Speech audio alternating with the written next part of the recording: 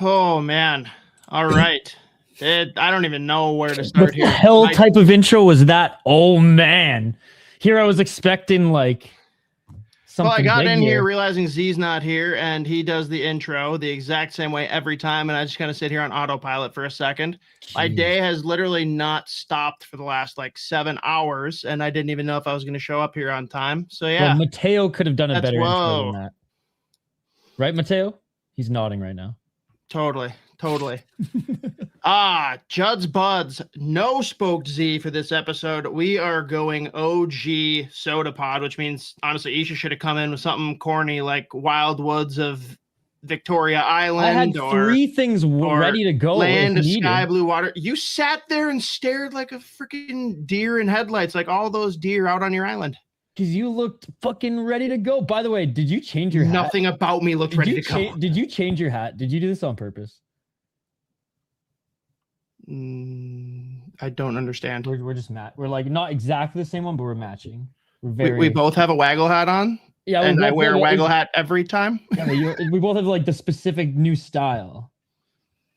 You got the loon, I got the duck. But anyways, I mean, I talked to you before we went live, and it's the same hat I was wearing then, I guess. This is going really well. This is OG SOTA Pod vibes. Goddamn. Yeah, just all over the place, and it really just needed to be this way because I don't think there's anyone that's more confused, conflicted, lost in all of this shuffle than you, dude. So, I mean, should I just like dive into like where I was play by play when I found out? Yeah, talk me through the whole like couch session with your therapist. All right, so I actually like it's been a crazy just couple weeks with work and my other YouTube channel, and obviously just like hockey is buzzing right now, preparing for World Juniors and stuff. And I was just so tired. My sleep schedule has been messed up, so I napped. And like Hoppy, you could be proud of me. I've like started to get my sleep, like take my sleep a little bit more seriously. So I was like, no, like I got another show to do later. I got some work to do. I got to take a nap, even as a power nap. So I do. And it was a pretty damn good nap. And I wake up to like just my phone going off. And I think it was a Facebook like messenger notification. My buddy from back home, him and I had a Canucks radio show back when we were in college. We had a Canucks hockey podcast together. We co-founded THPN together. So like he's texting me, Hughes to the Wild, over and over and over again, small, like, then all caps. And then I was like, shut the fuck up. I'm sleeping. So I then I then see this is not a drill. This is not a drill. This is not a drill. And then I call him. Right away, and I'm like, is this real? And then he starts sending me all of the like images, screenshots, links to Frank Saravelli, links to everybody who's been tweeting this out and who was reporting on it. And why I was so skeptical is because I got caught by that Primetime Snoop account in a different trade. That wasn't like a preposterous trade. It was just like, I forget who was even involved, but it was just like it was just a hockey trade for the Canucks. And I sent it to my buddy and I was like, yo, Canucks actually like making some moves. And he's like, yo, look who actually tweeted that. So I thought he was just getting me back, but no. So I couldn't believe it. Like I felt coming out of that nap, coming out of that sleep, that I was just in a daze the whole night. And I still like today kind of believe it's real because I saw him play a game in a Wild jersey. But for like, that was trippy. From like waking up to literally just like the Facebook bing, bing, bing, seeing that, talking to you, talking to my buddy, answering some messages from like people in my other YouTube channel community who are hockey fans. A lot of my friends, one of my clients, like it's just been a crazy few days of like nonstop talking about it. And last thing before like send it back to Hoppy is like, I'm from British Columbia. Like I bleed blue and green. So it's like the Canucks are kind of going in a direction, which the Canucks usually don't go a direction at all. Oh no, they usually go a direction. It's just not an awesome one. It's usually like just a plateau type of direction. They can't really commit to anything. So it's like, okay, this is a big move. And I'm lucky, I guess, that I'm so plugged in and cover the Wild and honestly watch like more Wild games I do even Canucks these days, because like I know how good Ogren can be. I know how good Zeev is. I know how good Marco Rossi is.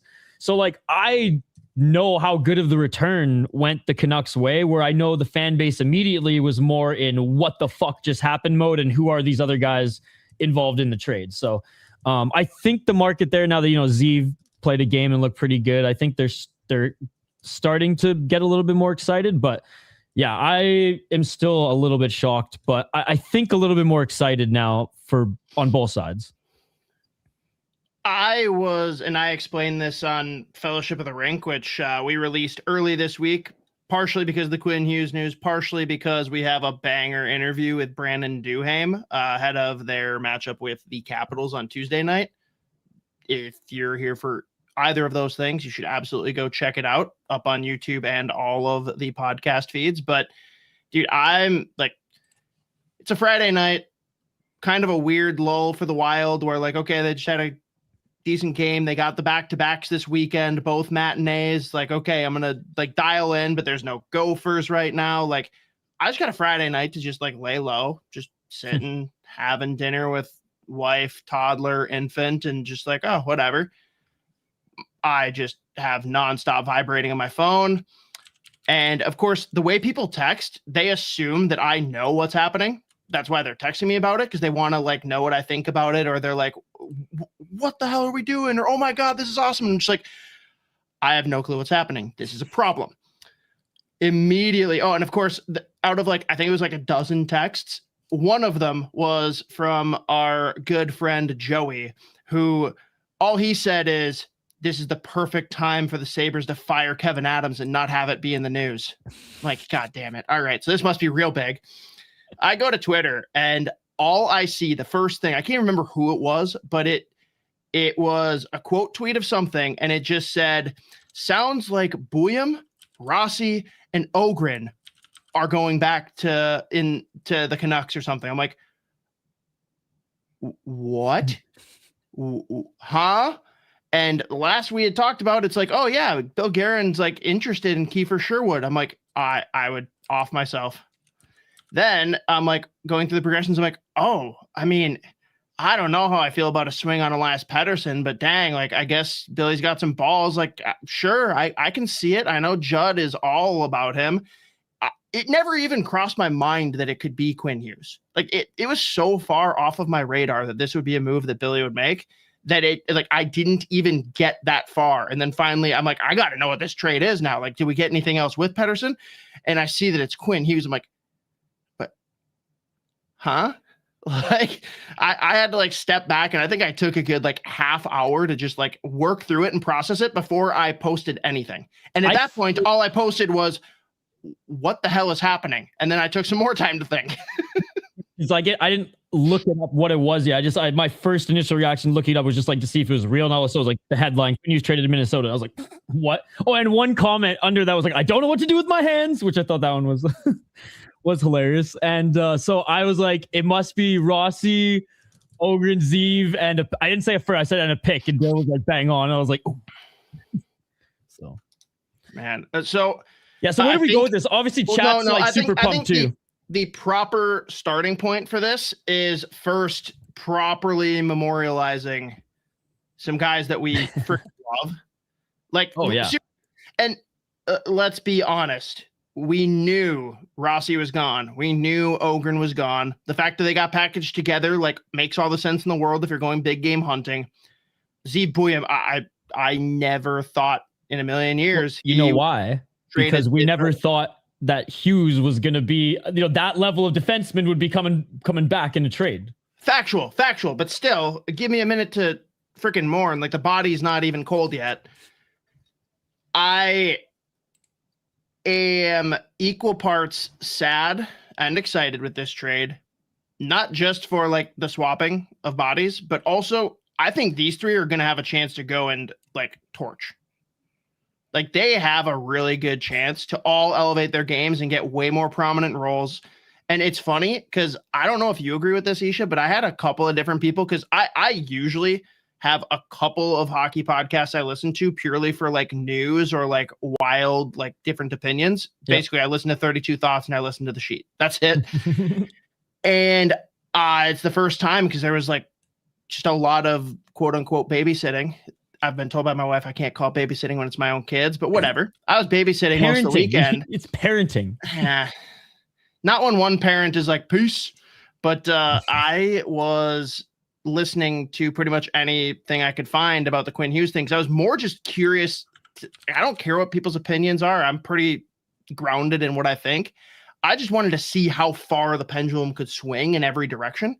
And I was pretty shocked when someone said they like the trade, but they're actually bummed because it makes the Canucks better and they could screw themselves out of a lottery pick. That was Blake Price. Fucking Blake Price said that. I saw that. Blake Price, one of my homies. Yeah. I didn't know which one was Sakaris and which one was Price, so I just knew one of Sakaris and Price when they were talking to Russo. One of them said that, and I'm like, on YouTube. That is quite the take. I saw that clip on YouTube, and I was like, man, this market is just hurt. Like, this market is scarred bad when that is like, when you are so used to pulling strings for things to talk about because shit is so bad that you have to go there. I commented on that, I think on YouTube and on Instagram, and I was like, Blake, like, bro, like, this is way too overthinking a possible.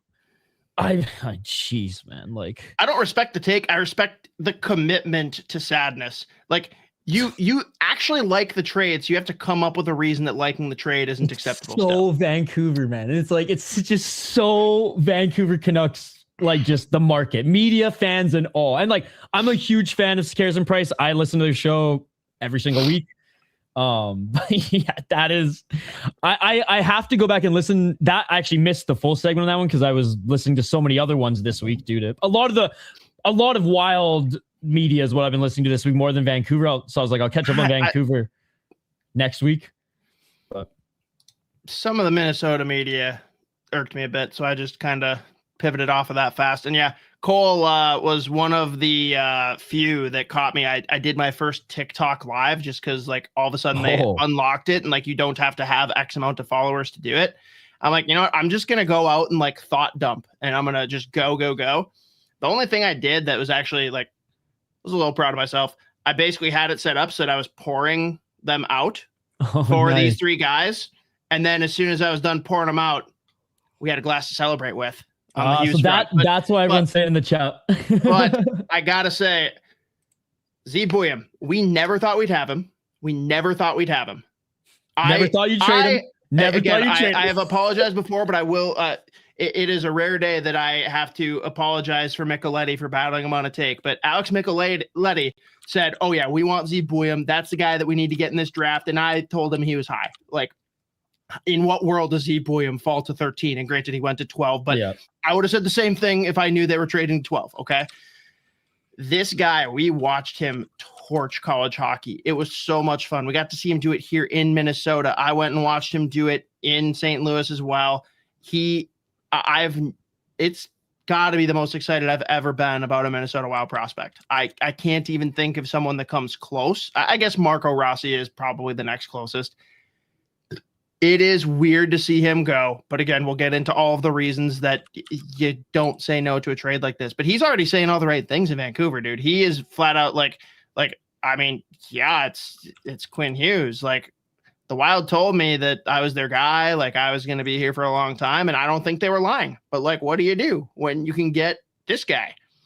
Yeah. And they're like, well, are you going to come in here and be Quinn Hughes? He's like, I mean, that'd be sweet, but no, I'm coming in here to be me. Like, I'm going to be my own guy.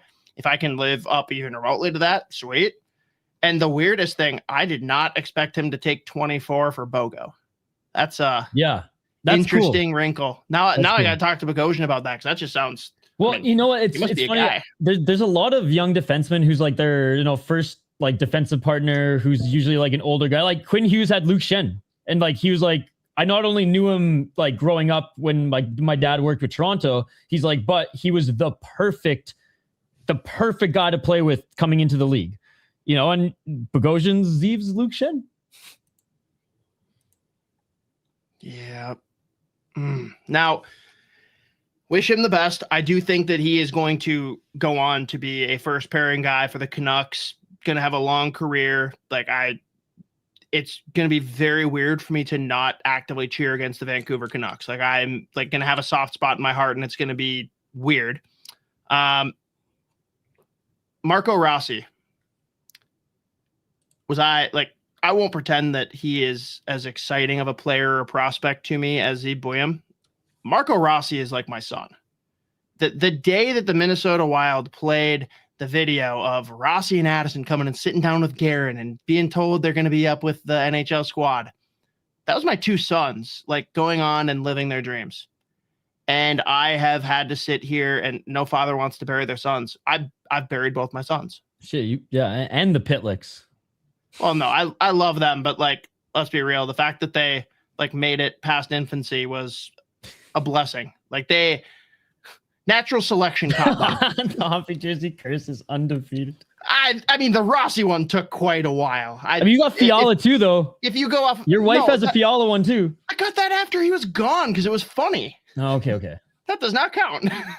Now, if he came back after I bought it, that would have been pretty funny. The reverse. or LA immediately trades him too. Like, I don't know. Oh my God. No, I loved Kalen Addison and Marco Rossi so much for very different reasons, but it's also like a weird, it's going to sound like dumb and not sappy, but I don't know. Like our first draft stream, which like crushed it for where we were at the time. Like we did not have that big of a following back in 2020.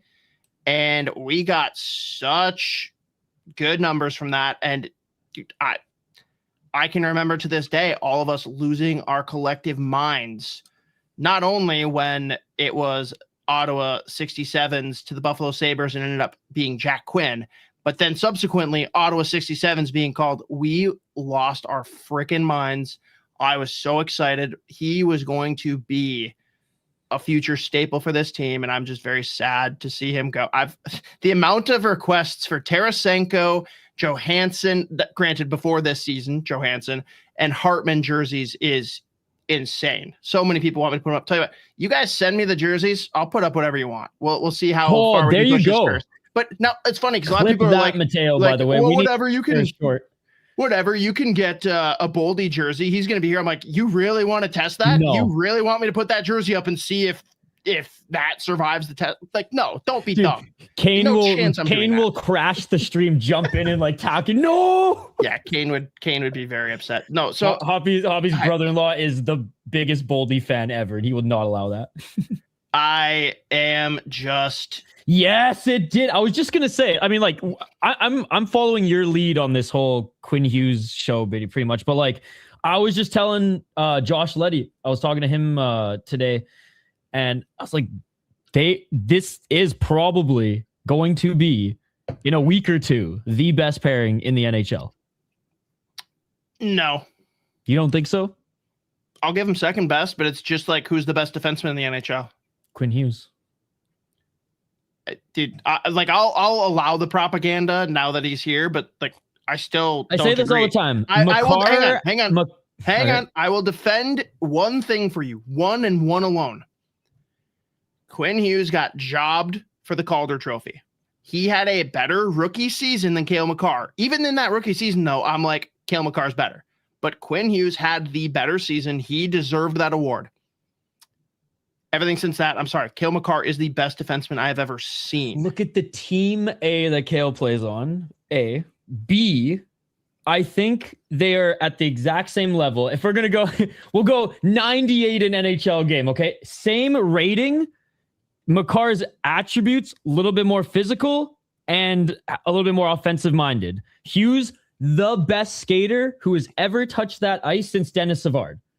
And that's a little... Whatever. He is a better skater than Makar. I will not argue that. North-south speed doesn't make you the best skater in the NHL. Watching him is the best skater in the NHL. Again, I'm not ready to fully yield that, but sure, whatever. He is a better skater than Makar. And seeing that in full display on Sunday was insane. We'll get back to that. We keep on getting off and over to Hughes. I love Marco Rossi. He's been through so much. He gave this organization everything. There's a lot of things that I will be bothered by forever with how the organization treated him. I'm just glad he gets a fresh start and he gets to go probably be a second line center for a long time for Vancouver. It's going to be fun to watch what he can do. And then Liam Ogren, God, the one like silver lining here is, I've always like wondered, God, what if they just took Jimmy instead of him? It would be so painful for Jimmy Snuggerud to have been included in this trade. I also don't think he would have. I think they would have found someone else to supplement there. But Liam Ogren, he needed a fresh start. He was not going to get a fair shake here. He was not going to get the looks. And some of that was from his play. Some of it, I still think that the team could have handled things differently. I'm kind of in the middle on that, but he's going to a team that's going to have openings. He gets to play with his boy, Lekaramaki. They torched in the SHL. They had so much fun together. Now they just got to go out and get the third guy to make the infinity triangle. But his best game was his last game with the Wild too. He played really good. No, but I'm just saying, like, but we didn't know. I was super excited, and I was tweeting about him. I was like, man, the young guns are buzzing, and he was one of the most notable players with, I think he had just over 9 minutes or so. And I was like, damn, like, give him a few more minutes, put him with some, players with a little bit more talent versus like shutdown guys, and let him cook. So again, I think for all three of these guys, but no, hey, it's not just the three. We have to talk about the phantom in the background, that draft pick. That is sad for another NHL draft stream that will probably get lower numbers on, because I think like a third of our viewers just come directly from our Minnesota supporters. So that's going down. But also Judd Brackett, dude, this guy, he has been involved in drafting all of these players at exchanging spots. It's got to be so confusing and weird for him to see. He's like happy and sad. And he also does not get a first round pick this year yet again. God bless Judd Brackett, the man we all revere, the guy that we named this show after. You and Z and some weird drunk stupor just like, what if we just called it Judd'z Budz? And it stuck. And he acknowledges it. Yeah, he likes it. He said right away, he's like, yeah, people have asked me if I have a podcast. And I'm just like, nope. Nope, I don't. And then the second that he said, like, oh, but he said, I have heard of the show and I have listened to some of them. And the second that happens, he texts me. He's like, I just listened. I'm mortified. At least it's not a Nashville Predators show called Preds in the Community. I mean, that could be really funny if you cross it over with like Chris Hansen AI doing all the script reading. Be interesting. So anyways, I do think that it's just worth talking about all these guys. I'm very sad about two of them. I'm actually way more happy for Liam Ogren than anything, because he needed the fresh start. And I think it is a spot where he can do well. All three of them will, I think, have an opportunity to do well here, especially because the team is still kind of decimated. The other two shouldn't have needed it, though, is the point. He needed it. Yeah. I mean, Zeev is going to get all the rope and time to develop, because the Canucks have no expectations now to win this year or even in the near future, unless Aquiluni goes full fucking Looney Tunes as he usually does and tries to. You said Aquiluni on purpose. I got it. Yeah. Fucking cares more about his blueberry farms than he does his fucking hockey team. But so Isha, I want to hear though from like, just remove the Minnesota Wild hat entirely. Obviously, the Canucks have been a tire fire for the better part of a couple years now. They made this happen. Like, they put themselves in this spot. But once it was all said and done, and there was no way that Quinn Hughes was going to be staying. Yeah, he told them at American Thanksgiving. This has to be like the best you could have hoped for in a return. No? Or are you at all disappointed? No, I'm not disappointed at all. And again, it's tough to take the wild cap on, because like I've been watching the players even like before they were drafted, and then with the Wild, like because I've been covering this team, that like I just know them. So like I was just like, oh, this is great. I understood how the fan base were like, who is Ogren and is Zeev that good, right? Zeev could be. He could be that good. So again, just as a Canucks fan, I'm gutted that Quinn Hughes is no longer a Canucks, because he was one of my favorite Canucks. He was the best defenseman in Canucks history. He's one of the best players to ever put on that jersey. So like, it just sucks in that regard. But they got the best return. And I tell all my Canucks fan my Canucks fans, Canucks fan friends. I've been telling everybody who I've been talking to back home in BC or who are Canucks fans abroad that realistically they were not going to get anything close to this. So that whole mumbling, all I could hear was like the end of semi-pro. He's like, "You're my son, friend. You're my friend. That's my son." They need a second line center. Boom. They got a second line center. They needed a defenseman to replace Hughes and be, a top defenseman. No one's going to be Quinn Hughes, but, replace Quinn Hughes. And he can be enough of a replacement in a couple of years. Yeah, he can be the Wish version. And the Wish version of Quinn Hughes is still pretty good. Yeah. And then Ogren's like a potential second liner if he reaches the ceiling. If not, a really good third liner, tough to play against. I mean, what I love about Ogren is his floor is high. Like his floor is a solid NHL player. His floor is a two-way guy that you can put anywhere in your bottom nine. His ceiling is probably a high-end second line winger, but that shot has so much potential. It's just, again, he's got some kinks to work through. There's no doubt about it, but to have that be the third or fourth piece, depending on how you want to categorize it in the return, it could do a lot worse, Vancouver Canucks fans. And I'm not going to tell you to be happy that Quinn Hughes is gone, but it's more just the acceptance of he was gone. Someone was trading for him. You should be thrilled compared to the other offers out there and what people are going to give up. And, as Quinn Hughes so lovingly put it, sacking up. Bill Guerin being the only GM that sacked up to afford it. He went from no sound bites in Vancouver, just the memes, just his body language, which you guys have been already clipping him here after one game. Have fun the whole season, everybody on social media. But he had more sound bites and excitement than even when he was drafted. My favorite was when he won player of the game in the room, right? Got the hat, and he said something along the lines of there was a lot of guys who were buzzing here tonight.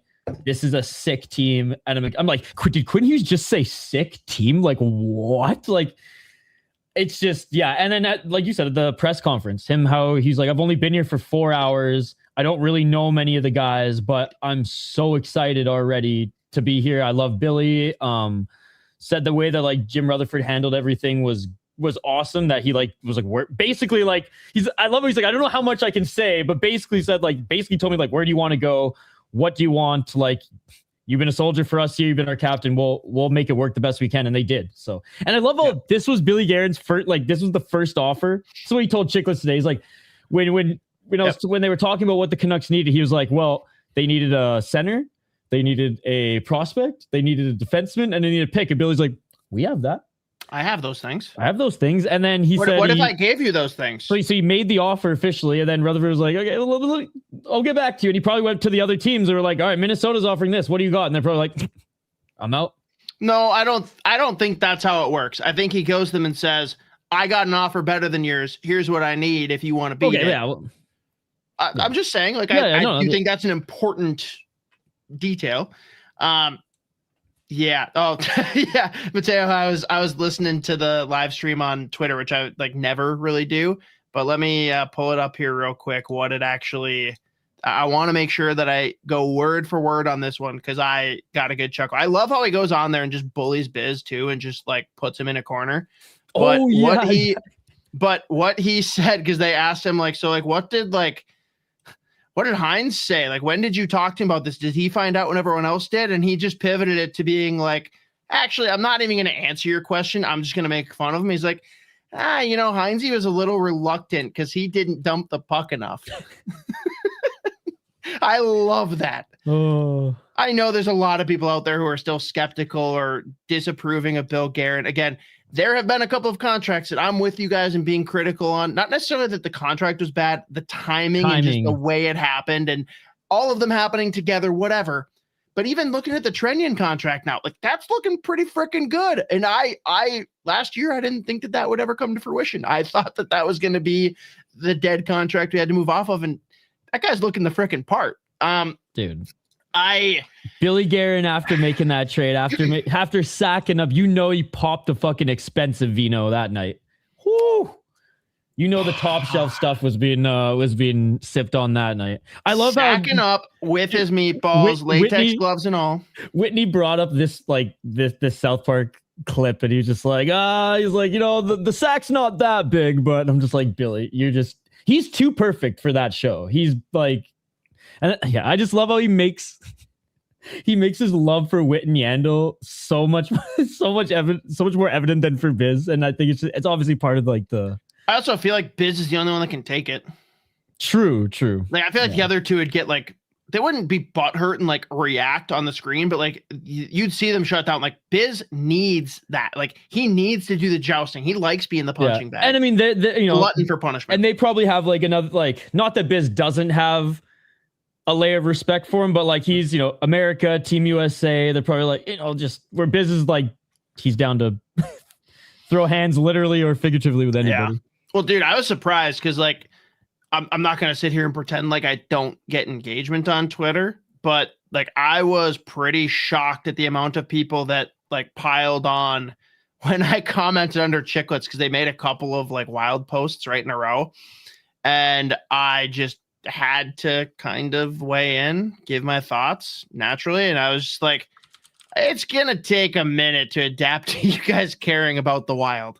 Oh, and, yeah. Apparently, people agree. So it's going to be different. As long as Grinnell keeps his fucking mouth shut, I don't really care what anyone else does. Guy's a loser. I don't know, dude. Bill Guerin, masterclass. Like, this is the kind of move you need to make. 1, to get the fans excited. 2, to make your owner happy. Because guess what? You don't think that whatever tickets were left for that Boston game didn't sell immediately? You're crazy. And now I think where we start to wind this conversation out, because I don't think we need to sit here and tell people how good Quinn Hughes is. No. If that's the case, there are so many resources out there for you. You can listen to Fellowship of the Rink today. You can literally watch his. Some tape. people don't have easy access to this stuff. YouTube, dude. Like, YouTube has pretty much all you need. Sure, fair enough. But like, what makes this guy different? And it's sad because it's kind of like what I dreamed that Kalen Addison could kind of be. He was never going to be the skater of Quinn Hughes, but it's the creativity, the way he sees the ice. And I love, man, he already said in his post-game availability, they like asked him about like working with Kaprizov. Is that going to be fun? He's like, yeah. And I mean, to be honest, in the second period, I like completely ignored a pass that he sent to me because I wasn't ready for it. I wasn't expecting it. And that's only going to get better. Well, like, he said it. He's like, wait 4, 5, 6 games, and it's going to be a completely different beast. And man, I don't even know what to do with that, because we've all seen the chemistry with Zuccarello and Kaprizov. Is Zuccarello going to be like put up for adoption now that Kaprizov has a Quinn Hughes to play with? I don't know, dude. It's going to be very fun. And I think the conversation where we're going to start it here, and I want everyone in the comments to chime in. Mateo, if there's any like pressing questions we should get to before going any other direction, feel free to throw them up on the screen here in the next like 10 seconds while I babble. But Cosgrove, I never considered that Quinn might not want to go to New Jersey with Luke playing there until Russo mentioned on a podcast. It's something I've always thought about and considered. I never knew if that was a real thing. So I can understand that, dude. It'd be weird to be the older brother and go in and cuck your younger brother out of his role with a team. Also, really awkward conversation when you show up there and give him a noogie and be like, by the way, I'm 43, bitch. Yeah. Give me my jersey. Thanks. But I do think that it could partially be that. It could also be that the writing's on the wall. He's like, I don't know if my brothers are going to stay there. Why the heck do I want to go there and sign a long-term deal and then have them like be forced to stay there because we all want to play together? I also think that he is a different duck. Like he is the. Have you seen him on the bench? No, I'm talking for his brothers. He is the outcast of the family. Yeah. Where like those two are happy-go-lucky. Like they are going to be frat boy roommates for the next 10 years. Whereas Quinn's like, I don't care about any of that. I want to watch hockey. I want to play hockey. Dude, I want to be hockey. Jack called Quinn and was like, yo, I just went on a date with Tate McRae. And he's like, who the fuck is Tate McRae? That is Quinn Hughes to Jack. Never met him. He must go to a different school. What hockey team does he play for? Yeah. So it is interesting though, because the whole post-game presser was very interesting. But if you listen to literally the first minute of Fellowship of the Rink this week, everyone appreciate the download. If you could subscribe, go check it out. I'll link it in the chat here. But the first minute of that episode is the clip of him talking about the potential of staying in Minnesota. And he's a smart guy. He was a captain. He was a leader. I think I might be able to find it to throw on here later, but I'd rather you guys go listen to Fellowship. So never mind. I'm not going to put it on here. There are guys who are going to say the right things, which he absolutely is capable of doing to appease people and move past a question. He went beyond that. He said a lot of very positive things and very real reasons why he would consider staying. Now, I don't want anyone to confuse this for him being like, yeah, I'm staying, because there's a lot more that goes into that pie. But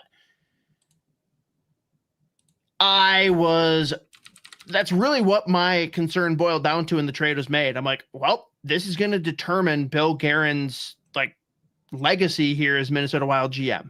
If Hughes extends, this is the best trade that's ever happened. This is monumental for the organization, and they're 25 years old. If he doesn't, it's catastrophic because you gave up that much. And like, sure, you can pull the Mikko Rantanen thing and maybe recoup things. People are going to be pretty aware of the spot you're in. It's not great. And yeah, Mateo, the quote, Billy stepped up, and I'll always remember that. And he meant it. You can tell. The thing he's a man of few words. If he talks, he'll say the right things in like the hockey answers, but like this was an introduction to the team press conference. This is more than just hockey answers. Now, they lose in the first round like we're known to do. Maybe it's a different conversation this summer, right? My first question, there's two questions that stem off this, and I want the chat to chime in. I want your opinion right away, Isha, but I want everyone to tell me these two things. I want to know, one, do we need to have Hughes extended this summer, or can we play it out into next season? Because some people say you can push it to the deadline if you really have to. Two, does this move alone make the Minnesota Wild a contender? This team, if they are fully healthy, which that's always a big if, but let's just assume perfect health, is this team a Stanley Cup contender? Yes or no? And if no, I want to hear why you guys think no. Isha, let's start with, does he need to get extended this summer? Yeah, I think so. I'm with you. Yeah, I think just for it not to loom, because it's just going to be Kirill Kaprizov all over again. And B, but I don't agree. I don't agree with that. Well, I think that's one part of it. I think Kirill Kaprizov is the first true superstar that we've had. Like, sure, Gaborik maybe, but like literally, we're talking about him tying Mikko Koivu for the second most goals in franchise history. Mikko Koivu has a decade more of seasons. A decade. That's absurd. That's crazy. Okay, well then just insane. Short answer, yes. Get it done. Show him that you're serious about being a fucking, Stanley Cup contender or top team, and like, let's get this ball rolling. I think it's about knowing what your team is, and it's if you wait until the deadline, people know that you're desperate. Like, you're also going to get more value in return if they've got the whole year with that player and they've got that time to negotiate. But yeah. I'm not going to lie, man. I did not think I'd get here this quickly, but one press conference and one game against the Boston Bruins, and I'm like 75% confident that he will sign an extension this summer. Now, the term of that is a very big question. Like, does he sign a 3-year extension to align with Jack and they can both be free agents together? And hey, maybe we get both. But you got that, and I honestly, like, I wouldn't hate that. You're literally going to get his 4.5 best years. A lot worse things could happen. They could match Kirill's too and just be like, all right, you're in for the long. That scares the shit out of me. That's what I'm worried is going to happen. That's what I'm really worried is going to. And guess what? If that's what happens, you deal with the pain of the money and make it work somehow. Like, I would rather sign him for a matching deal with Kirill than have him not here. Exactly. But realistically, what do you think? Do you think that's what it takes to get him to stay? Or what's the number? I think it's what you suggested, or I don't think there's anywhere in between, because it's either he's waiting to align with or he's going to align with his brother. Yeah, he's going 3 or he's going 8. Yeah, I don't. And think either way, it's going to be bonus heavy, which definitely helps us. Yeah, and then to your second question, I think they're not a Stanley Cup contender. They need depth at center.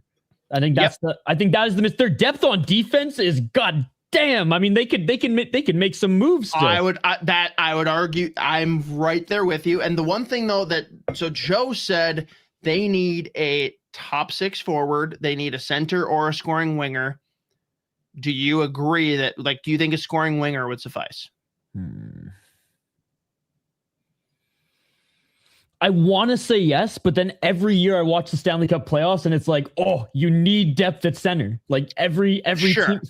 But so I'll say no. So I'll say no, it won't suffice. Okay. I'll say as a fan, I'll be happy enough and let's go. But no, I don't think it does. Oh man, Billy. I'll bring Bo Horvat back, please. I wish. Oh my God, dude. There's a lot. There's a lot. Now I have a Horvat jersey. I'd dust that thing off. Let's go. I have a belly button. So the reason I pushed back with Joe on a scoring winger, because don't get me wrong, a scoring winger is definitely beneficial. In my mind, you do that if you have guys that make sense to push down the lineup, and we don't have that because right now, our top 6. Let's just pretend we have a 1C because that's really our big hole, right? You don't want to split Zuccarello and Kaprizov up, right? Because Zuccarello on your third line is worth ass, but on the first line, he elevates because it makes sense and they click. Johansson, do you want him on your third line, or do you want him gelling and playing with Ekin-Boldy the way he has so far? So if you get a scoring winger, one of those two is getting pushed down, and you're basically negating them. They are worthless being bumped down. And we know the center depth is the issue. We know that that's what it takes to win in the Stanley Cup playoffs. You just said it. And it's been plaguing this team forever for their entire existence. The real question is, what can we give up? And that's, I think, where the conversation gets really interesting. I want to hear, again, throw in the comments. Mateo is going to be monitoring, guys. I want to know players that you want to target. I want to know players that you're willing to trade away. Because here's one that I'm going to throw out too. I listen to Judd's hockey show. I don't listen a ton. Again, I try not to listen to much Minnesota Wild coverage because I don't want to conform to other people, or I don't want to come in here and bash opinions either. Right? Zolgad's my homie though. I don't care what you guys say in the chat. I like everyone on that show, dude. Zolgad, AJ, Jesse, great people. I just again, I don't want to work my way into their way of thinking or come on here and be like, no, you guys are dumb. And I'm not going to do that now, but I actually DM'd AJ about this directly because it came up that they're like, hey, we got a surplus at goalie now. Do we use one of them to, volt up our offense? And I could not be more fucking opposed to that idea. Yeah. I could not be more. And again, I understand. I think that most of the fan base will think the same way. I understand where you're coming from, but I am at the forefront of goaltending is voodoo. I do not know when one of them is going to go cold for no fucking reason at all. I don't know if one's going to get hurt. And that is the backbone of our team right now. I'm not saying that other guys haven't stepped up and played really well. Spurgeon has been reborn of late since coming back. I think that Boldy and Kaprizov have both shown flashes of being top talents in the league this year. You aren't doing shit this year without Gustafsson and Wallstedt. And I'm not saying they're both going to play in the postseason, because guess what? If you're doing that, you're kind of fucked too. You're going to pick your guy by the time you get to the playoffs. But I want to know that if one falters, one gets hurt, one just ends up kind of falling into the tank like goalies do. I love the chat right now. Please don't fucking do that. If Bill Guerin trades either goalie, tell you what, if he trades one of the goalies and Sidney Crosby comes to town, I'll shut the fuck up and I'll eat my microphone. Fine.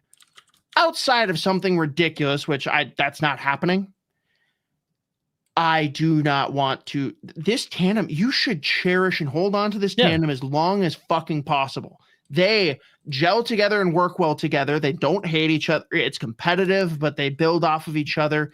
There's a camaraderie. They both are at the top, not at the top of their game. That's not fair because Wallstedt, I think, has a lot of room to grow, even though the string of shutouts is not sustainable whatsoever.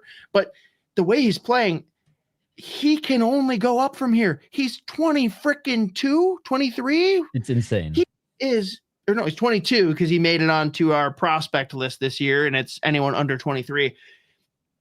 Goalies aren't good until like 25, 26, 27. That's when they hit their stride, as we saw with Gustafsson, as we've seen with guys like Markstrom. Oh, weird. They're all Swedes. This is a tandem you need to hold on to forever, unless you get a deal that you cannot say no to, which, again, no one is untouchable. No one in the league. We all thought Zebullion was untouchable. Guess what? Quinn Hughes was on the table. No one's untouchable. I just don't think that there's a world where the price will be offered that I'm content giving up either goalie. Yeah, and that to be drilled into everyone's minds, while also saying I understand the idea, because right now the cupboards are kind of bare. If you do want to upgrade and bring in a 1C, like, what do you offer? I can see that being the shiny toy that everyone goes for. Tanner, best center in Minnesota Wild history, needs to come home. Although it would make my jersey way less cool. I got one of the St. Patrick's Day jerseys, Minnesota Wild O'Reilly custom. It's not as fun if he actually comes here and plays games, but he is a guy. I don't think that he's like a bona fide 1C at this point in his career. He's an interesting one, though, that kind of like Eck, he can go anywhere from 1 to 3C and he'll be fine. And I got to imagine the cost of acquisition is possible.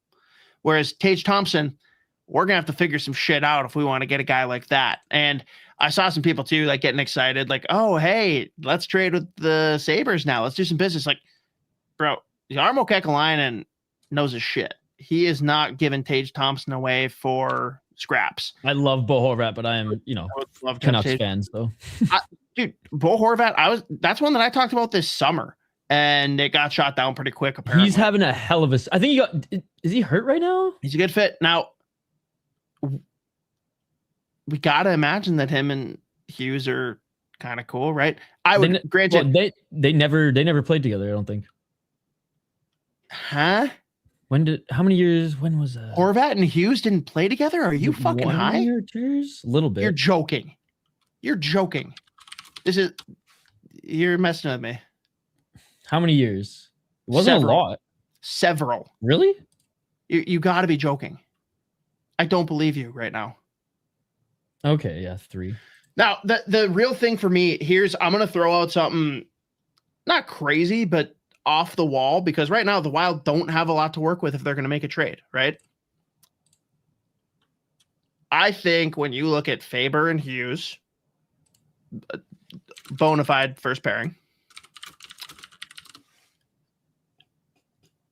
what's your Spurgeon and Middleton? They've been pretty dang good together, right? Who's the odd man out? If you don't know the answer to that question, Isha, I'm concerned. I'm typing to the chat. I didn't even hear your question. All right. Well, I'll let you talk then, and I'll just sit over here and I'm gonna pour some whiskey. Screw you. No, I'd like. Can you repeat it? No, I don't know if I want to. I said we have a first pairing, bona fide first pairing of Faber and Hughes. Yeah. That also gives us an embarrassment of riches, like you said, on the blue line as a whole. Spurgeon and Middleton have been pretty freaking good together. Would you agree? Yep. So I'll ask the question again. I'm not going to ask you the third time. Who's the odd man out? Brodin. Yeah. And that's who I think. And guess what? He's playing freaking lights out right now. He's going to go to the Olympics and do the same freaking thing. He is a guy that you can absolutely get value from. The problem is you're going to get that value from a playoff team, which a playoff team is probably not likely to move off their 1C, but it might have to be multiple trades. Like, you might have to trade him for assets, then use those assets, package it with Hartman, go get a guy. Because Hartman's another playoff guy. that I think, or a I don't guy want that Hartman to playoff go. team. I don't want him to go. I think that's a guy though that a playoff team will like. Who else is the Wild going to dangle? We're a playoff team. Yeah, but picture this. We get a 1C. I don't care what name you want to throw in. Well, everyone wants to hear Tage Thompson, myself included. Let's just say it's Tage Thompson we get. You're telling me you don't want to see Yurov centering Hartman and Foligno?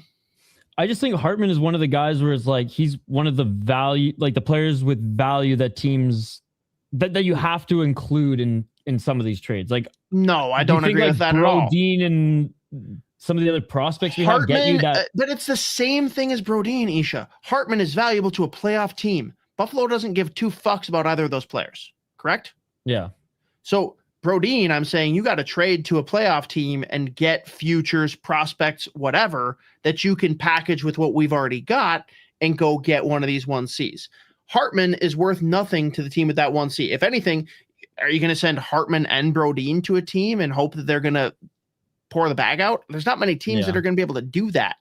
Now, if you want to trade them both to different contenders, like fine, I guess. I just don't see that being realistic. And Brodin would not be on the table if not for the surplus on the blue line. And again, one injury and you regret that trade immediately. So there's a lot to consider there, right? But there's not many I just guys. don't see Hartman in like the long-term plans. And if he's valuable and someone wants him, like for me anyways, he's one of the more valuable trade pieces on the team. But I understand what you're saying. Like I agree, I'm not giving up when I'm saying he's a bad player. I don't want him on this team anymore. I'm saying this team moving forward, him and Foligno aren't going to be here much longer, but no one's taken Foligno in a trade. Maybe you can get something for Hartman still. I'm saying you're trading Hartman to a playoff team, not to a team that you're going to get a 1C from. Yeah, so it's just worth keeping him. It's just hard to do. Like, yeah, you're not going to get what you want from it. I'm not saying, again, I just said no one's untouchable. He's far from it. I just think that you're not trading with the kind of teams that are going to value him. Yeah. I don't know. Generally speaking. No, I mean, I understand what you're saying. I just still think that he's one of the more valuable trade pieces. And I don't know if some of like maybe Stramel's the only other one that's really teams will, be interested in. Well, one thing that I brought up with Russo when he came on with us last week, which like, I think it's the only time he's ever complimented me. I'm definitely going to hold on to that one for a while. But he's talking about guys like Hlavai. He's talking about Juracek. He's talking about Spacek going and playing for their teams because they're shallow, right, in the Olympics. Mm-hmm. And they're all guys that do really well in Olympic play. Yeah. And I asked him straight up, do GMs care? Like, do they view this in a different category as a separate bucket, or do they like perk up? They're like, I want this player. He's like, no, they care. They care. So there's three guys right away that could be... True. If one of them pops and gets trade value, great. That doesn't mean that you're going to trade them for the 1C that you want to bring in. But if that means that they are now elevated to being an Ogren/Rossi of this Hughes deal we just did, big start. Great. I also saw our boy James, founder, genius of everything college hockey, and he asked a non-genius with Spit and Chicklets, do you like include Stramel if it's part of a package to bring back Tage Thompson? And I say emphatically yes. And I am at the forefront of the I love Charlie Stramel and people need to stop being mean to him train for the most value right now as one of our prospects. I would probably put him. He's up there anyways. Like height and hate ain't moving the needle with their slowish start. Not, you know what I mean? Not their fault. We can get into that later, but I could see hate being of interest, and height, it's not great now, but you can talk yourself into him. Prospects value goes up and down too. And right now Stramel's is, I feel like everyone looks at these guys though, with the Minnesota Wild in particular, right? It's funny because Jeff Merrick, I rarely correct Jeff Merrick, but he said on his show today, like, the Minnesota Wild do such a great job drafting their players and developing them. And he was half right. We do a great job drafting them.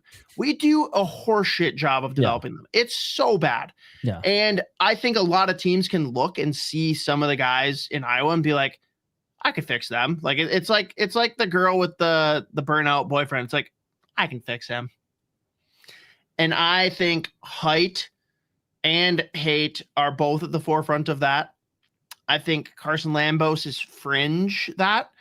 I've seen some people ask like, oh, what about oh man, now I feel bad. Who's our new favorite midget for the Wild? The OHL kid? Yeah, I can't.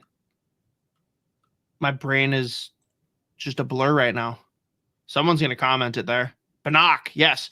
They're like, hey, he's doing really good. His value, no. People say Kivi Haru, like, look at him. He's captain back-to-back for Finland. These guys do not have trade value. Let's be clear. They need to come and play at least 2 years in Iowa and prove out aggressively. Banach, a flock of flame. That's awesome. Kozyrov just doesn't miss. He doesn't miss. That is so awesome. I love it. Kozyrov, I miss you. I want to be clear, like they're doing really well and we're excited. We knew they were these players. LJ Mooney, the year he's having with the Gophers. NHL GMs knew he was going to come in and do something similar. It's how does that game translate to the NHL? And Banach is still a small player that has to come in and play against men and find a way to make that work. Do I love what he's doing and think it's like a positive trend to see, hey, maybe he can be an exception to the rule? Yeah. But you can't take that and parlay it and treat him like he's the Rossi chip in a Quinn Hughes trade, right? Him and Kivi Haru, as far as I see it right now, have really no trade value. Yeah. Not to the point that it's worth you even sending them, right? Yeah. So I will say this as we kind of wrap up the center talk here. Out of all the names here, Horvat probably maybe the easiest to get. Crosby with an asterisk because it's Crosby and he's going to decide where he goes. You know what I mean? I will say it is fun that Crosby now, like, it looks enticing to come here, does it not? No, that's true. Okay, well then, like, you can win. I don't think he's leaving Pittsburgh. I don't like. So let's just say Bo Horvat out of the list here is probably the easier one to get and arguably maybe the better fit given where he's going to play. I don't think the Islanders want to trade Barzal or Horvat, if I'm being honest. And we don't have that. We can't do the Quinn Hughes thing where Billy's like, here's my first and final offer. You're going to take it. Like, we don't have that. Yeah. And so I don't think they're moving. I think we're looking at this the wrong way though, dude. Look at all the names on here. Okay. I want you to think of people that fall behind them in their own depth chart. I'll wait.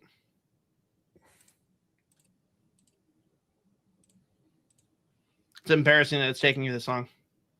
I don't know. All right, I'm gonna make you go through it one by one. Pick one of those three teams, and I want you to tell me who their four centers are. Pick one. Hold on. You should not have to go. No, this is embarrassing, Isha. If you look, you just typed it and looked it up. It's gonna be embarrassing when you come to the answer now. And Mateo has given you the answer.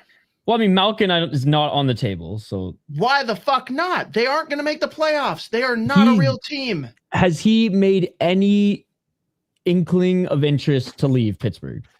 Marc-Andre Fleury and Bill Guerin are both here. We've now got some fun freaking Russians over here, and we're a Stanley Cup contender. He doesn't want to leave, but if Bill Guerin calls and says, hey, Kyle, why don't you ask Gino if he would be willing to come out here and go to Billy Sushi twice a week with Kirill and have a chance to win a Stanley Cup? I think he'd at least give it some thought. Okay, you're the Pittsburgh fan, so I'm excited to hear that because I thought that it was I would like pee myself. It's like Ovi's gonna leave Washington. Like, no, even if they were bad, it's like I thought he'd just be a legacy player there and never leave because I think that's what he wants. But dude, they had the taste earlier this year of being a competitive team, and he's playing with He made Brazeau, the player that everyone ran out of town here. He was on like a 50% goal pace like every other game until he got hurt playing with Malkin. Evgeny Malkin, Sidney Crosby. I would love him. He's Sidney one of Crosby my. Is a better player. Evgeny Malkin, I am a lifelong Penguins fan. Evgeny Malkin, I have all the time in the world for over Sidney Crosby as just being the most fun freaking player to watch. I almost bought a Malkin jersey. I would cry. I almost bought a Malkin jersey when in the heat of Washington-Pittsburgh rivalry, just because even though I never rooted for the Pittsburgh Penguins to win, I fucking loved Evgeny. There's a lot of great Gino Malkin moments. There is none better than him and Ovi when they were in peak I hate you mode. And Ovi literally from the red line, full head of steam, goes down, tries to catch Malkin coming around behind the net to work it up out of the zone. Malkin doesn't even know, looks and sees him there at the last second and just leans his shoulder in. Ovi pancakes right into the end wall. That was next level. Anyone that knows what I'm talking about, you know how awesome that was. Anyone that doesn't, just go Google Ovechkin tries to hit Malkin or something. I don't know. It'll play. But I think Malkin is one that would be a very interesting one to talk about and consider. He would be more affordable than Crosby. I think it's more realistic to convince him to leave than Crosby. I think if Malkin is still in Pittsburgh, it's hard to get Crosby to leave and abandon him in his last year. I think it'd be more likely that Crosby would leave next year if Malkin doesn't leave. Right. Now, I'll be honest. I'm not a Capitals whatsoever. Sorry, Brandon Duhaime. Malkin going to Washington and playing with O would be very fun. It would be. Yeah, it would be. Because I remember a lot of people said that they weren't friends, they didn't like each other for the longest time, and I think their agents they were friends, and then as soon as they got into the league, they're like, I don't like you. Oh, okay. I know their agents butted heads at one point, and there was some I don't know, their agents got into a fight at some fucking club in Moscow at one point, but they were in their 20s at the time.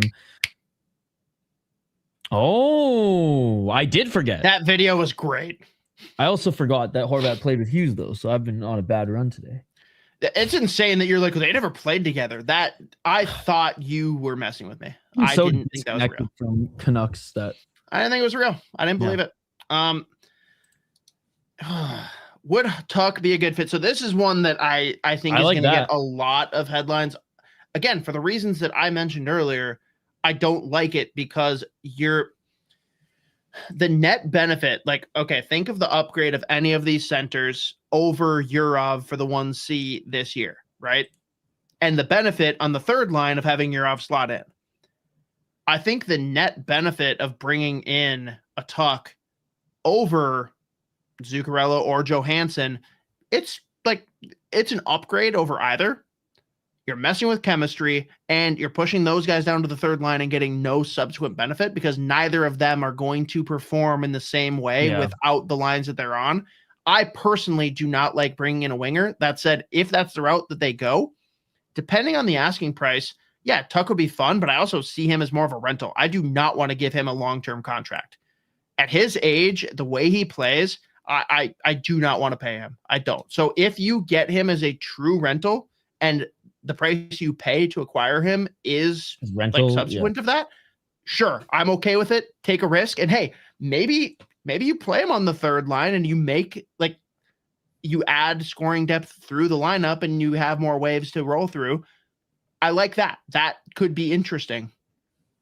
But no, if they bring him over and then extend him, same with Kiefer Sherwood, I don't want any of that business. Yeah. I honestly don't think they're going to get this top center that we're hoping for. Norris has been nasty since returning. How long is he returning? I feel like every time he returns, he's sick, and then he pretty shortly after leaves. I don't know. Yeah, I mean, I'm not super confident they find that second line / top center. I know we were all saying, well, we didn't think we were going to get Quinn Hughes either. Sure, but the asset pool that we have is not completely dried up, but dried up a lot to get Quinn. So I got two names. All right.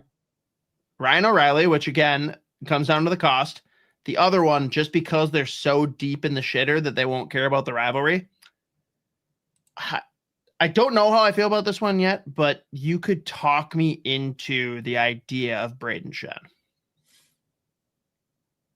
All right. I think there's other names out there that I mean, similar, like, yeah, about. I mean, that's So some people too have also brought up, like, do you go out and get a Phil Deneau? If your plan is to bring him in to be your third line center, then yes. Like, if you think Yurov is ready for big boy playoff hockey as your 1C, then fine. Like, Phil Deneau is like such a good third line center if you're just looking for the shutdown capability. But if you want to bring him in to play in your top 6, I don't think you know who Phil Deneau is. Yeah, so. He's not a scorer. No. If we're gonna go scoring, and I go back and forth, and I'm gonna be honest, I don't watch this team much because they have just not been fun to watch. Even this year when they started on a hot streak, I think he is better as a wing, but he plays center, and he certainly can score goals. I wonder, with the emergence of some of the young centers in the pipeline for the Seattle Kraken, could you go and get my favorite boy that the Minnesota Wild, not Minnesota Wild, I'm sorry, Pittsburgh Penguins, and the dipshit Ronnie Textall, who should have never been GM and did so many stupid things, and people defend him, and I won't hear it because he is the reason that Sidney Crosby hasn't had a couple more cracks at going on a run. Jared McCann could be freaking fun. Problem is his contract, he's probably going to be pretty expensive to acquire. He would be a great fit. And dude, I mean, it's funny how like you as a Pittsburgh fan have like ties to Jared McCann. Like Canucks fan, the Canucks chose Virtanen over him. And it's like, look how well that worked out for him. Yeah, but he also wasn't like good at the time. Same with Florida. Wasn't good at the time either. Dude, they were exactly the same. Right? They were they came in the same year. It was they had to get rid of one. Actually, they didn't even have to get rid of one. Guess what? Everyone discarded him. Vancouver, Florida, Pittsburgh, Toronto. Everyone's dumb. Look at me now. I love Jared McCann. I cannot believe they did that. Hunter Johnson. I almost turned into Johansson just because I'm like so on the JoJo train. What do you consider Kent Johnson since he's stuck on the third line? I mean, if you want to take an absolute dice roll and hope it works, sure. He's high ceiling production, but low floor as far as the other parts of the game at pro so far. So I wonder though if like they still view him as far as value goes for a trade, if they still view him too highly based on what his pedigree is. But if you can get him for a reasonable price and you want to just like throw him and Yurov in and say, hey, like we're going to break the pool stick, throw it in the middle, and whoever comes out is our 1C, like I'm okay with it. But it's kind of, you're basically doubling down on the Yurov thing where it's like, I'm not saying Yurov can't be our 1C in the future. We just don't have the answer yet. He's just not ready. He's just not ready. I don't think either of them is ready for playoff 1C assignment. Like, but if there's nothing else out there and you can get him for a reasonable price, like sure, bring him in. I love Austin Matthews. We can dream. I mean, wouldn't that solve all the issues? Scoring center. I mean, if that were even remotely on the table, I don't even know how we would conjure up the necessary assets. The assets have been traded already. That's nobody of that caliber. That's the biggest problem with any of these. And again, I love Hughes coming in. I think there's a lot of reasons I can talk myself into it making sense, but I do stop and think sometimes like, should they have literally used that same package to bring in a Tage Thompson? Because I want to be clear. In a vacuum, Quinn Hughes, notably better player. But for need, for long-term control, for extremely reasonable contract, and I don't know. I wonder if they should have gone that route instead of Quinn Hughes, but I'm not going to sit here and look a gift horse in the mouth. I'm thrilled that he's here. Yeah. Trying to inflate Yurov's value. Oh, so you're trying to trade Yurov, huh? Oh. Billy going all. I mean, hey, dude, they just traded Steve Boyum. I'm not ruling anything Nothing's out of the realm of possibility, I guess. Hey, fair point. I'm sorry. Who was that, Mateo? Throw it back up just so I can give proper. That was Rusty. The real Rusty AF. That's fair. Like that, that is not off the table. It could absolutely happen. I don't know. That's interesting. It is funny to me that everyone's like, oh, the team clearly really believes in Yurov. Otherwise, they wouldn't have traded Rossi. Bitch, they were trying to trade Rossi all freaking summer before they saw Yurov play. That's got nothing to do with it. I'm not saying they don't believe in him because I've liked his progression. And I think that he can shape out to be quite the NHLer. It's going to be a couple years before he really gets there. And yeah, I just think that's irrelevant when it comes down to the Rossi trade. I think Billy was looking for any chance he could to get him out of there. And now he's gone. And I wish him well. I hope it's going to be really weird pulling for the Canucks.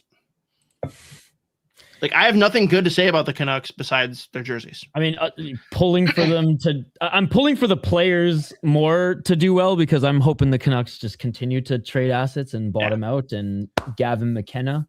Fucking go, baby. Now, Mateo, you took the bait here. I'm a little disappointed. So Central Trios, also no apostrophe needed for trios, but that also goes in line with just crossing out years and replacing them. So I like it. Wild, Avalanche, and Stars, looking at their big three, who's better and looking at the dollar values. Now, I think it's kind of cheap to look at this year and say Kaprizov's value because he's got 1 year left and then he's on the big boy ticket. Like they're going to be all in a pretty similar stratosphere before we factor in what the Hughes pay increase is. If we're talking about this year and this year's run. Also, this is before the Natchez increase. So, I mean, there you go. He could have done that too, but I think they're all in that 30 million range, right? And shit, Robertson's going to get paid more. But here is the three that we're talking about. And I do think it's important to also consider these are the three best defensemen in the NHL for my money. And I will truth tree, right? I generally have been on the train that likes Heiskanen more than Hughes. I'm a big Miro Heiskanen guy. Again, I think he's great, but I can be talked into either. I think Makar is clearly number one, but like these are the three best defensemen in the league. All in the same division now, which is crazy. Yeah. How do the Minnesota Wild stack up with the Stars and the Avs just on the trio? Like Avs number one, because whether you're on the Hughes or Makar side, McKinnon is one of he's McDavid level player. So here's the thing. Natchez is the worst player on this list, and I still pick the Avalanche without even hesitating. Yeah, me too. Exactly. Because McKinnon and Makar are hold on. Big of a difference maker. Exactly that. Exactly that. World Juniors are almost here. That's going to be circulating again. So excited. Yeah, I agree. And I do think the depth, especially at the forward group for Dallas, is notedly better than Minnesota's, but I will take Minnesota's trio over Dallas's, not by a wide margin. I do think it's comparable, but man, it is weird when you like put it this simply. Now, it's really expanding from this because I do think regardless, like we said, Avalanche are number one. These are all comparable and competitive trios. Yeah. What do you have beyond that? I think that, and this is going to be controversial, I don't care. I'm sorry that it's sacrilege against other Minnesotans. I think Dallas. We have the best goaltending. I think Jake Ottinger is overrated. I think that his floor, his ceiling, like both are good.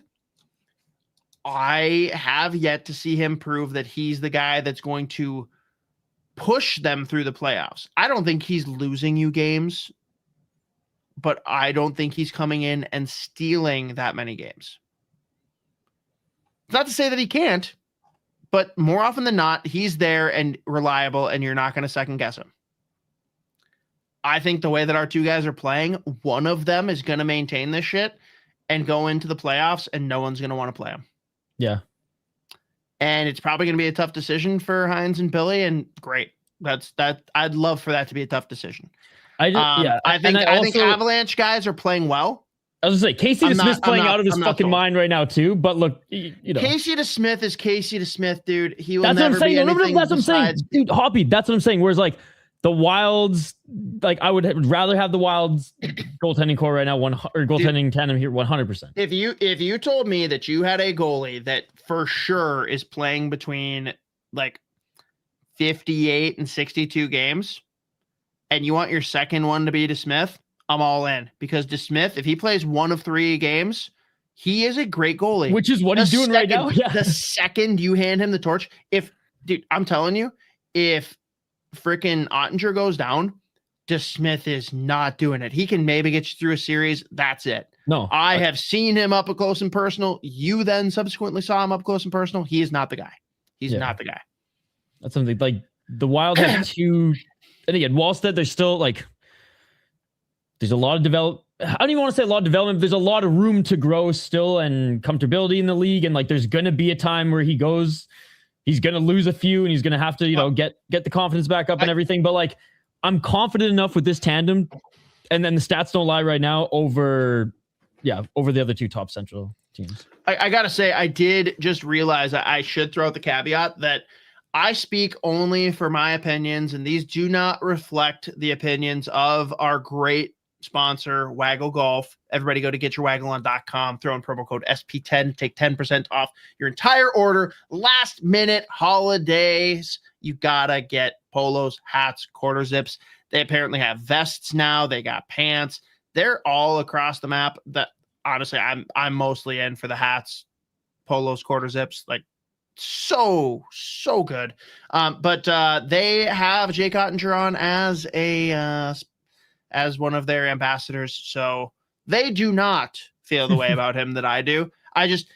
If you could get him on your team, I'm taking him in a heartbeat. But I don't think that he is the, like, people try and put him like right there neck and neck with Hellebuck as far as like how he could impact a series, the difference he makes for your team. I think Dallas Stars, if they lost Ottinger for the regular season, they'd be fine. Postseason, they'd be screwed if it was DeSmith. But like, I don't know. He can win a series. I don't think he can push you through 4 series. You see the one Spurgeon designed for the game last week? It's like a Waggle and Wild Spurgeon. I've definitely seen it. I'm just trying to remember because there's like 4 different player hats that are part of ticket packages. I don't remember which one's his. I'll put it in chat. This is the light blue one. Was it like a dog? Like a sailor dog? Yeah. I liked it. It's all right. It's a Waggle hat. They're all good. It's just like once you're in that sphere of Waggle hats, like you're going to be picked apart. Dude, I have so many. It's actually ridiculous now. Yeah, I got a lot. It's a thing. I still think that Brock Faber's latest one will not be topped. The 2 dogs sitting at the end of the dock looking out at the lake. It is elite. Shit. Yeah, this Spurgeon one sucks. I don't think Faber will ever make a hat that doesn't have a dog on it, and I respect the hell out of that. I love that. It's like if Z ever has his own clothing brand, it's gonna be the same thing. Just dogs upon dogs upon dogs. Yeah, probably. Does he have a shirt that just straight up says dogs too? Sounds like something he would do. This was the whoops. Here, Mateo, you can fuck with it, but there's the Spurgeon one. Yep. Oh, there.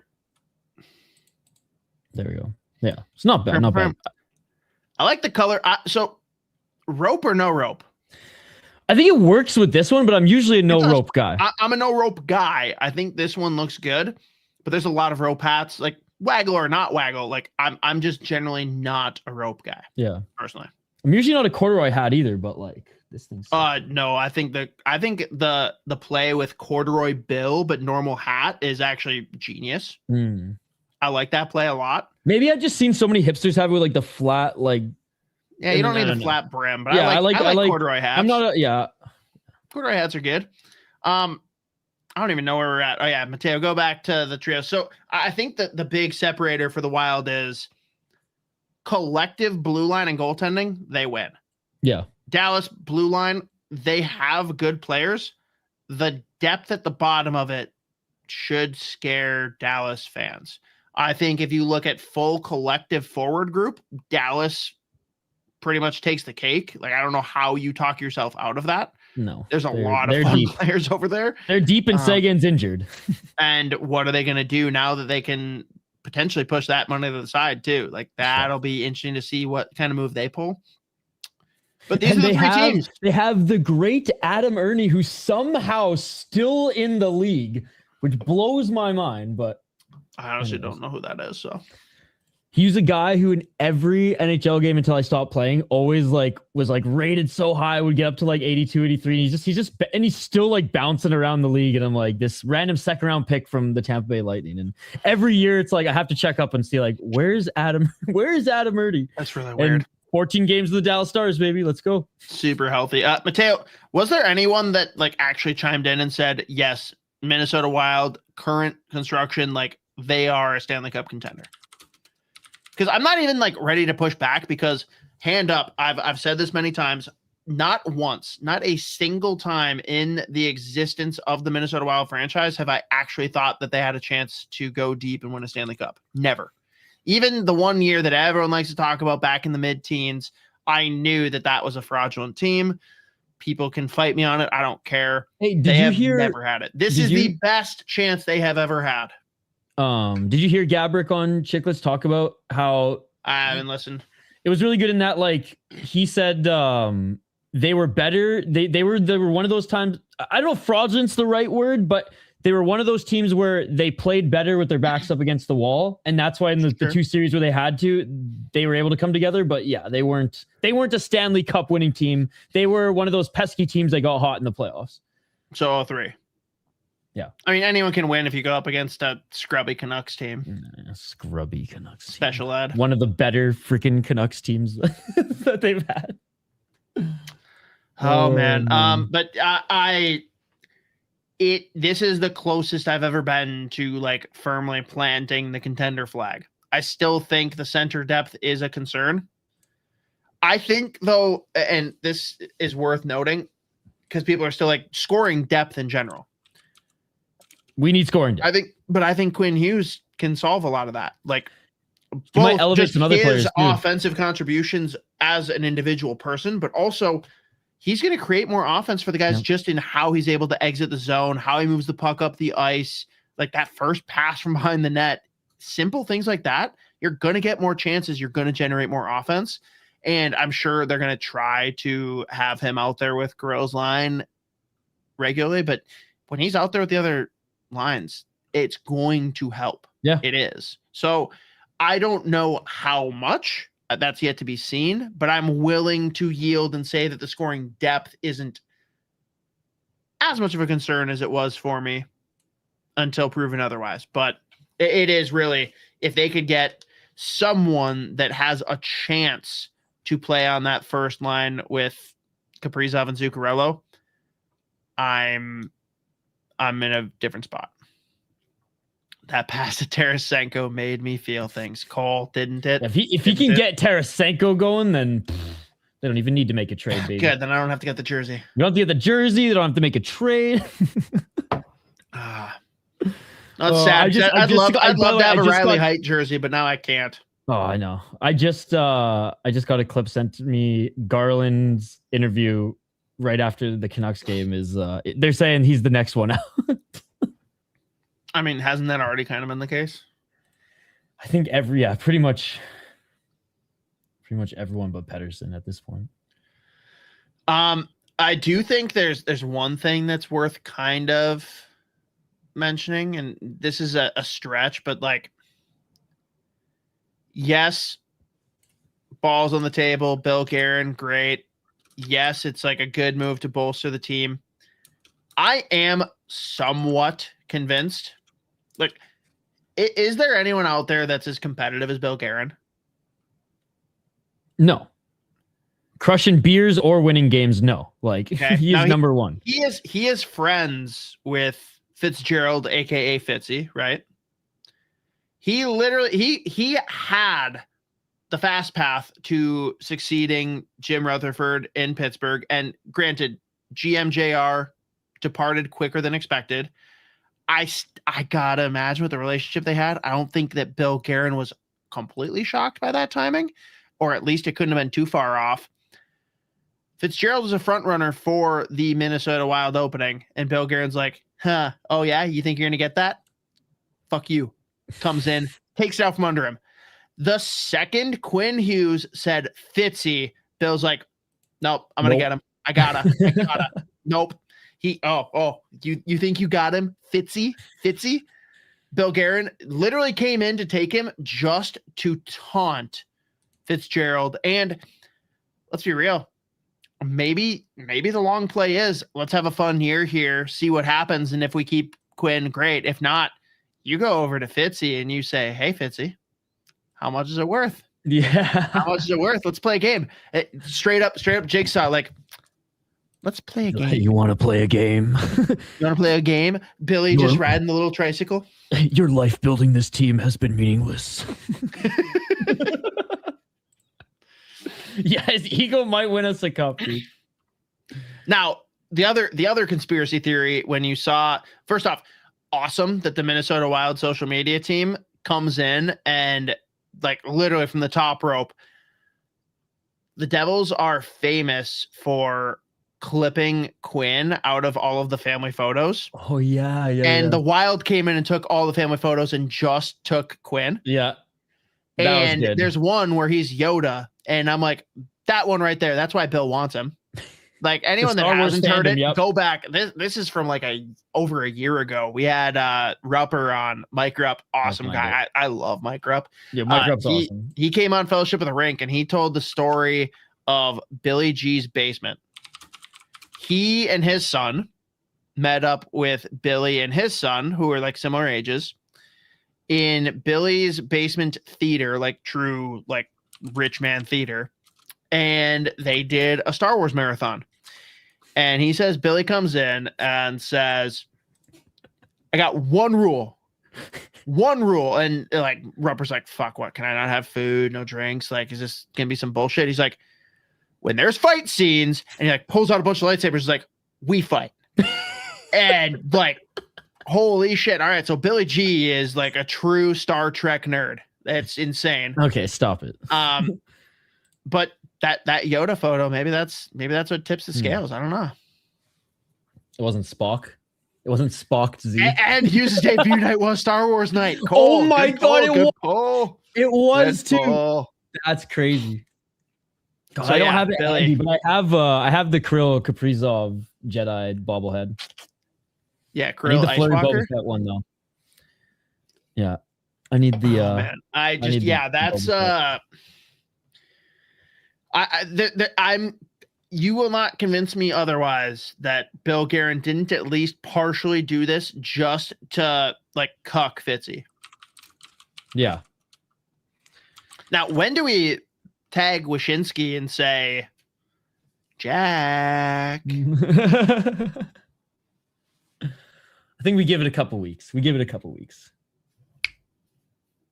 I mean, that's now going to be one of the conversation pieces. Not with their current assets, Corby. Honestly, give it. It's a long time to wait, but I mean, you could wait conceivably 4.5 years when he's a free agent and he just comes here to play with Quinn. If we can sign him long term, please. Mitch, good point. The Wild are literally like giving him everything and more right now, as they should. And what I love about it is just this. What do you mean giving him everything and more? Well, like the red carpet treatment. Like he's I don't know. Been here for a day. Well, and I just feel like it's gonna be. It has been. You're right, and it's gonna play out with the same level of excitement, the same level of hype. You're telling me they're going to applaud Quinn Hughes like that every game the rest of the season? I call bullshit. I'll say at least 40% of the rest of the season.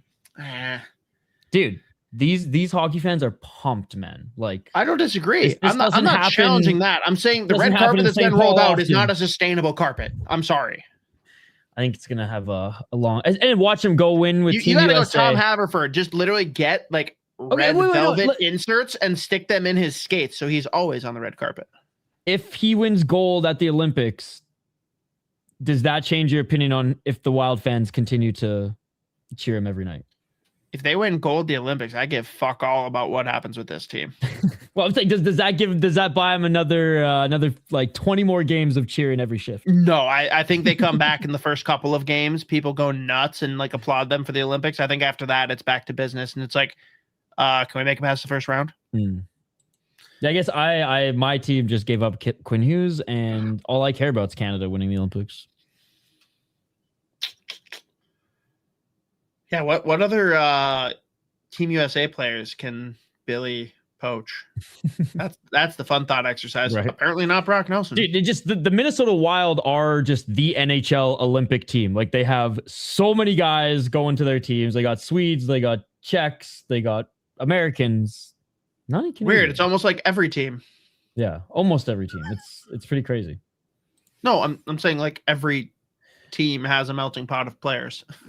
The Wild is a little bit more diverse, I think. I think like this year in particular, like how they got. So Rossi being traded though, like killed such a fun stat for me that like they had 11, now 12 potential Olympians on their roster, and their whole first line would not be Olympians. Which I guess like Yurov, sure, but like it's not as exciting with Yurov as it was with Rossi when it was like a true bona fide first line. Yeah, like. Russians don't exist in the eye of the Olympic Committee. There is no Austria. There is no Norway. Like, it would be crazy to have that many players representing the Olympics and your entire first line not part of it. Yeah, that's a crazy stat. That is funny. Quinn gets to practice at an actual practice arena. Vancouver doesn't have one. Yeah, that's true. Oh, man. He hasn't even gone to it yet either. Like, he's already excited to be here. Wait until he sees a practice arena. He's like, wait, what? Be insane that a practice arena is actually like the tipping point for someone. It was very funny that Tocchet trolled Vancouver hard with that after he left. Yeah. Oh, man. I wonder if like someone asked him to do that. Like, hey, Talk, can you please like just try and help us out and like see if you can nudge them into getting us a real arena? Thanks. They might have. It was probably Hughes who texted him. Oh man. Can we talk real quick, like off topic with all of this? Because it was a great day for me on Friday. Because I thought you were gonna say off the record. I'm like, there's 1,000 people watching right now. Nothing's off the record. There's no off the record, like off topic. Friday was already a great day for me because somehow, well, not somehow, I mean, Stan Bowman is a certified moron who gets way more credit than he deserves and should not be back in the league after the scumbaggery he pulled off. Dude, Kyle Dubas fleeced the ever-living shit out of the Edmonton Oilers. What world? This summer, they were begging people to take Tristan Jarry's contract. And again, people, it's Jerry, not Jari. I'm the only one that'll say it. Everyone else is wrong. It's just like Connor Sherry, who everyone called Sheary until he won back-to-back cups and he finally spoke up. It was like, actually, that's not my name. It's Tristan Jarry. I don't care what anyone else says. And they were begging people to take him. And now Edmonton, looking for a goalie to put them over the top, decides that Tristan Jarry is the move and that they're going to send Skinner the other way. Dude, Skinner will probably go out from the limelight and out from under the pressure, play better in Pittsburgh and either get a contract there or they will send him to someone else and be even better for it. The whole thing makes zero sense. They took him full salary retained and are just like, yeah, this is the upgrade that we're looking for. Connor, you're happy, right? Now, some people have said that Tristan Jarry's ceiling is lower than Skinner's, and that is where I'll push back. Tristan Jarry, on the top of his game, is a legitimate goalie. Like, if you told me you were going to get peak Jarry, I would say he should be Canada's goalie for the Olympics. Problem is, the consistency hasn't been there, and even more important, the health has not been there, and that is what has derailed his career. The injuries have been an absolute problem. But there is a world where this works out well for both teams. It's just crazy to me that this was the big swing that Stan Bowman took And like, now what's he going to do from here? Like, what else are you going to do to bolster this team that has largely disappointed so far? Like Kyle Dubas masterclass, that worked out great. I cannot believe that was Edmonton's move. Yeah, I just laughed and was like, of course. Like Dwayne Gretzky, it was desperate and misguided. Like it wasn't even like, and you're right. Like Skinner was like finally playing well. I just that one blows my mind. I guess Minnesota and Vancouver, that is a good hockey trade. Both teams benefit. I don't understand Edmonton's end of it. And it could work out that I'm wrong. Like I do see a world where Tristan Jarry, if he's completely healthy, goes back to Edmonton where he loves and catches fire, like fine.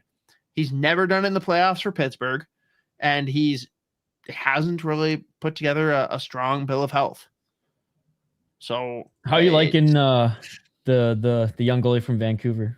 The Abbotsford Canucks champion. I can't believe they ended up with Shelovs, and they've got 2 other young goalies in the works. And now Skinner, they're going to be they're probably going to be sending goalies everywhere. Goalie for you, goalie for you, goalie for you. By the way, I just got a 3-minute voice memo from Terry Ryan. I don't know if I should play it. That's a short one. I don't know if I should play it live or not. I mean, we'll I literally got probably texted get canceled. He says, my next episode's up. And then an hour later, ignore.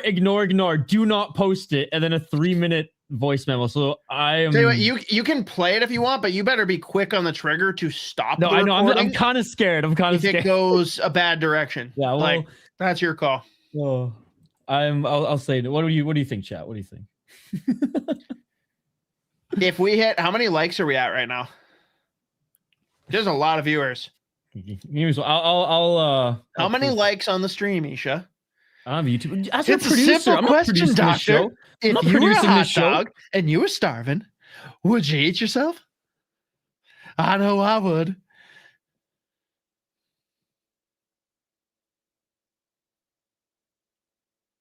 Oh, God. Muted Isha laugh. This is bad. Oh, I want you so bad. I don't know. It's your relationship. I don't give a shit. I might post it in a clip. We'll say that. Gonna take her back and play some tunes. Terry Ryan's a fucking legend, man. He's an interesting dude. There's no question. Oh my God. I'm his producer for his show. That's why. I get a lot of texts from Terry Ryan. More than anyone would probably want. The voice memos, though, those are where the voice memos are legendary. They're usually like 10 minutes long, and they come at like 3 in the morning. No, 5 in the morning? 5 in the morning. No, I won't get us canceled, but it's anyways. Typical Terry shit. I'll play it for the boys and later, and if they want to add it to the Mateo wants to add it to this clip later. Then how many likes on the stream currently? I'm bringing it up. Bring it up. We have 28 likes and 100 people watching, bro. Come on, chat. If we hit 69 likes on the stream, we'll play in the next 10 minutes. So by 11:22 Central Time, Isha will play it in its entirety. Okay, I'll do it. Yeah. And if we don't get that, then we will probably end the stream right around then. But I want to know, like, does anyone have thoughts? Like, anyone have takes that we haven't hit on, pro or con for the trade, pro or con for while being a contender, players we haven't talked about that we could trade for, players we should be trading away? Hit us with them now. Mateo is going to be scouring them, and he's going to throw the good ones on here. Yeah, because I feel like we've yapped about our opinions. Tried our best to hit everything we can. I'm trying to think, is there anything I missed as far as opinions and feels I have on all of this? Besides, it's so fucking cool. How have you been feeling about all these insane hockey fights, both in the NHL and the A this year? I haven't even noticed. Did you see that Turcotte fight? You don't understand how hard it is having a second kid under the age of 2. My life isn't. Your babysitting is so hard, Hoppy. Dude, If you know what my last 7 hours were, you'd shut the fuck up. Oh, start calling parenting and maybe I'll respect it a little bit more. No, it's parenting when we're doing it together. It's babysitting when I'm solo. So to all the single moms out there, they ain't freaking parenting. All the single dads out there, they ain't parenting. They're just babysitting their own kids. I'm not a single mom or a single dad. I'm just saying, but like, so you know. So you're not comparing apples to apples. It's apples. You're saying the term is apples and grapefruit. So you have to co-parent to parent. When you have a spouse. So then, what do you call a single parent parenting? What is that term then? They're parenting because that's the whole collective of the parents. Okay. Is it that hard? I don't like the answer, but I'll accept it. And honestly, like, give it a month or two and it'll be whatever. It's just right now, it's the combination of a kid who's like just on the precipice of 2 and the other one that just like, there's no reasoning. Like, he is going to scream his face off if he is not like changed or fed in the moment he wants it. And that triggers waking up the toddler and that fucks up my entire life. So when one of us can have one and one of us can have the other, it's parenting. When one is solo, it is very much the grind. All right. That is my official stance on it. I accept that. Like in a couple months, like he'll basically be a very miniature person who has like, it's basically like taking care of my friends in college when they were Quality all over again. No, he'll be smarter than that. But no, it's a grind. We'll just say sleep is non-existent for the wife and I. We've had plenty of shit we've had to work through. It's a battle, but we'll be on the better side of it here in short order. There you go.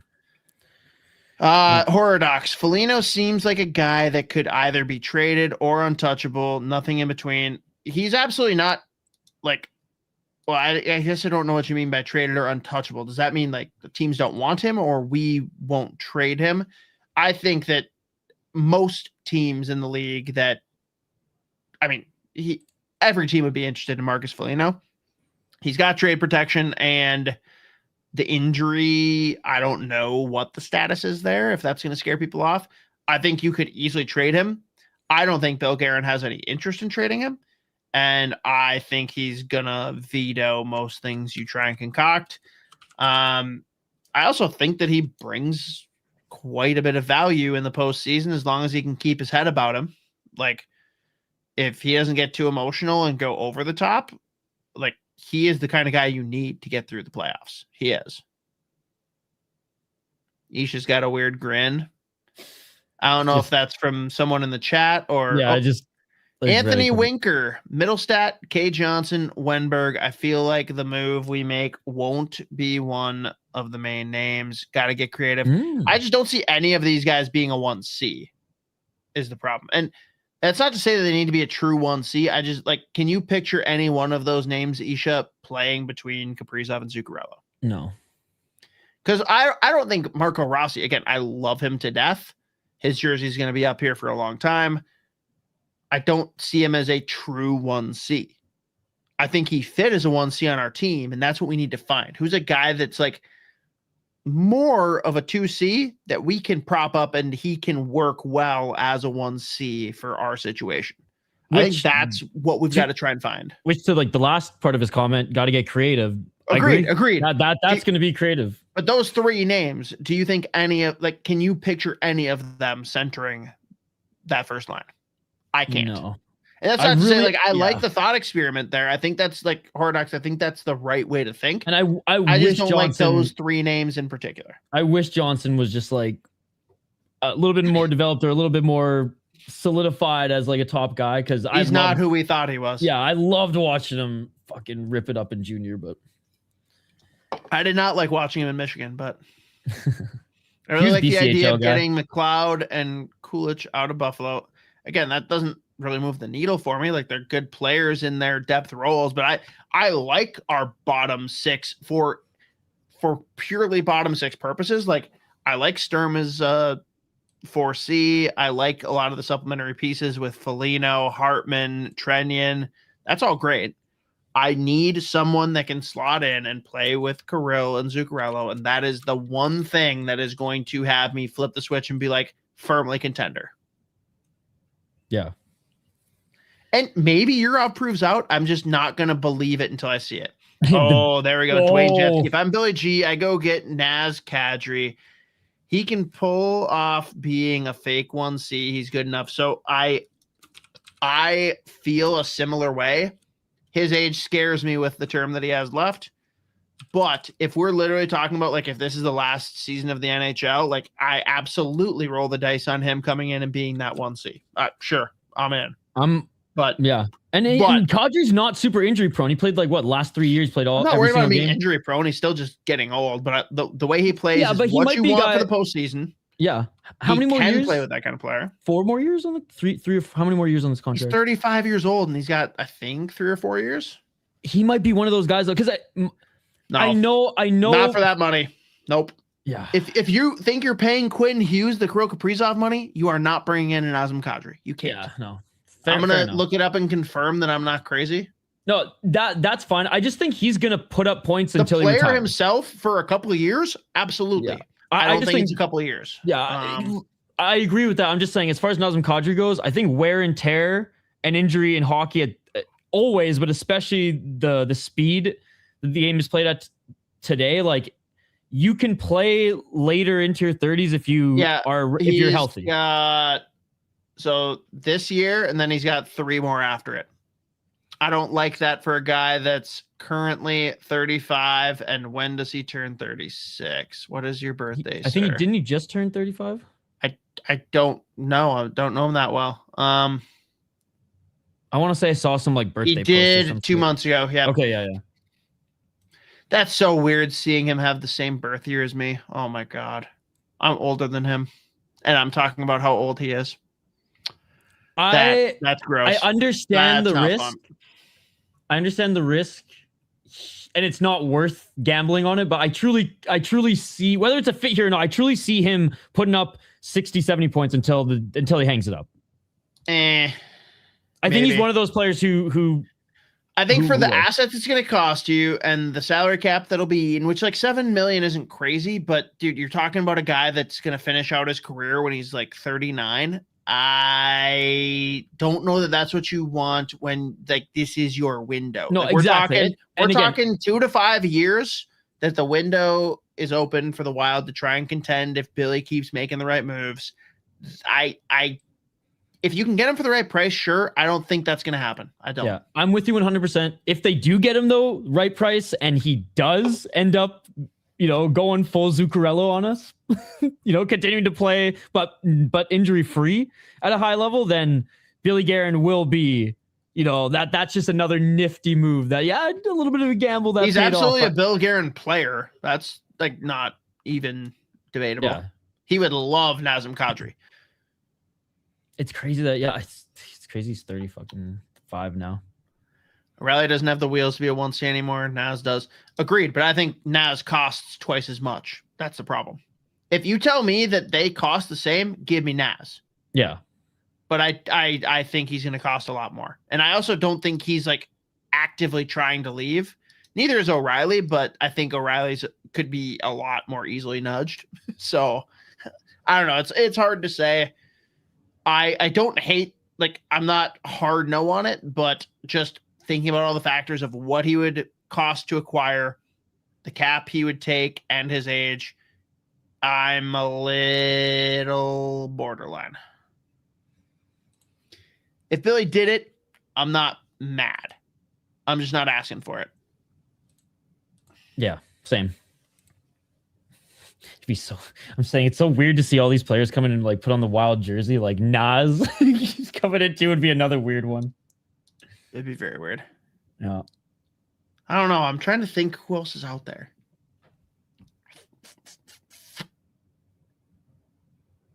We hit our time, by the way. We did not hit 69 likes. Did we even get an additional like? Mateo? Did we hit 29? Did we hit 40? We actually went down to 20. Yeah, we did. We lost 3. Yep. Okay. There we go. Yeah. So people do not want to hear from Terry. That's good. That's okay. 32. No, we went up. Okay. Oh, 33 now. You guys are late to the party. I couldn't tell if you were serious or not. I thought you were actually serious that we lost some.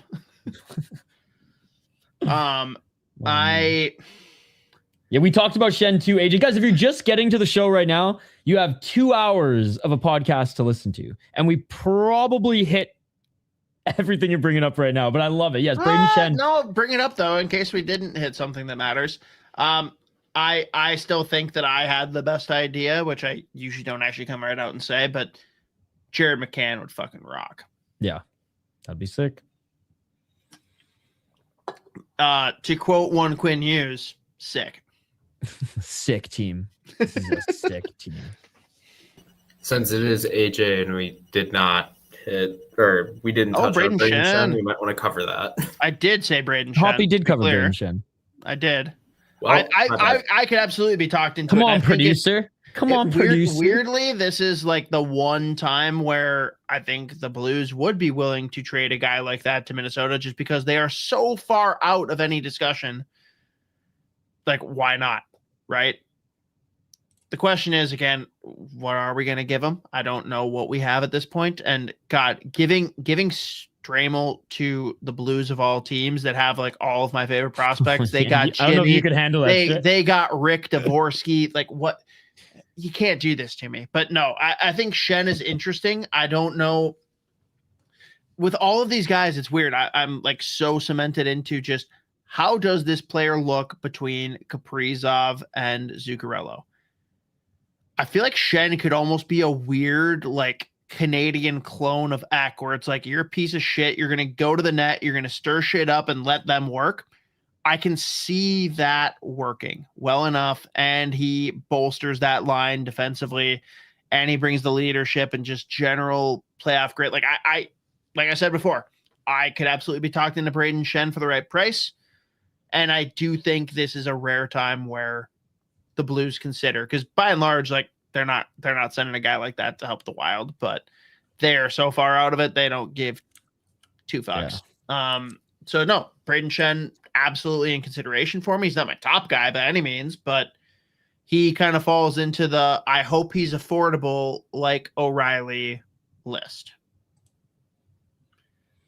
It's kind of a last resort guy. Yeah.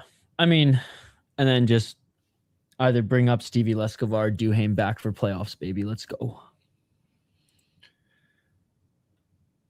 Rock'em sock. Yeah. Speaking of Duhaime, by the way, check out the latest episode of Fellowship of the Rink because it was an absolute banger with Brandon. He's a beauty. I love how the first question was talking about Florida men, and he was just so down. It was great. Apparently, he has a YouTube channel for those who don't know. I didn't even know that. You edited the episode. Well, until today. There we go. Yeah, definitely worth checking out his interview. Joe and I go deep into just how all of the Quinn Hughes trade came to be, ramifications. Are we a contender? Kind of like what Isha and I went through, except for Joe actually knows what he's talking about. Me and Isha are just idiots, but you know. Yeah, I forgot that Bo Horvat and Quinn Hughes played together, for fuck's sakes, and I call myself a Canucks fan. That is very concerning. I can't even blade the weed for that one. That one was just plain old Colwood idiocy. Look at that. I'm Canadian now. Did you say Colwood? Did you say Colwood? Oh, yeah, because you've said it so many goddamn times. I'm so proud of you.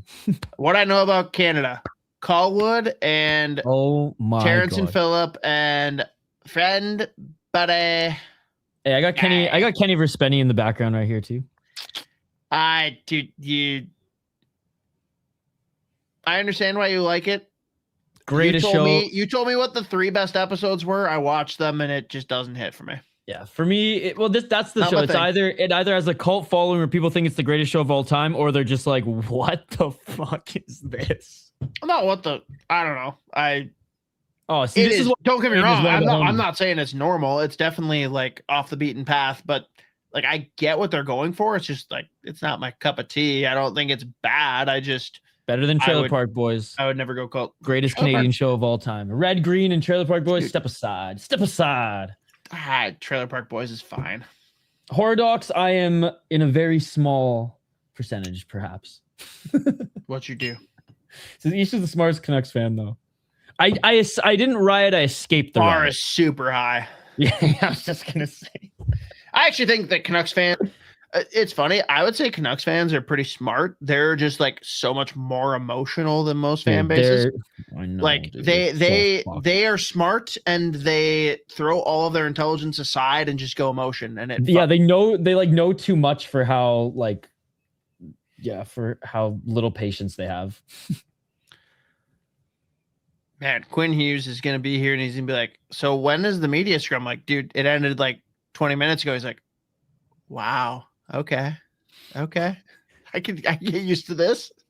Dwayne, I went to their live show and vlogged the whole thing, and my buddy got the end of the show check from Spenny, and I didn't know he was going. And Kenny Hotz removed the video from my YouTube channel, but I'll try to find it for you. You'll love it.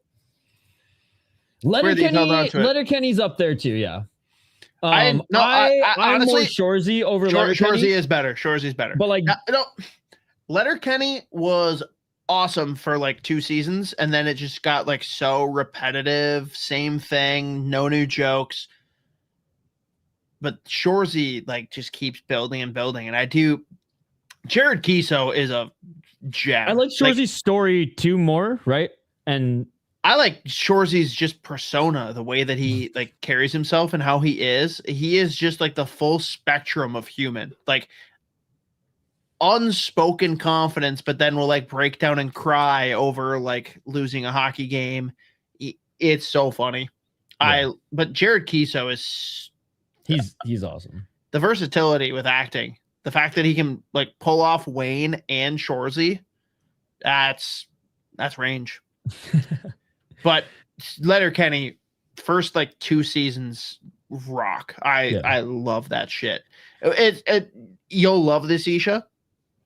My wife, either you hear the specific name or you hear someone in a deep, like, angry tone.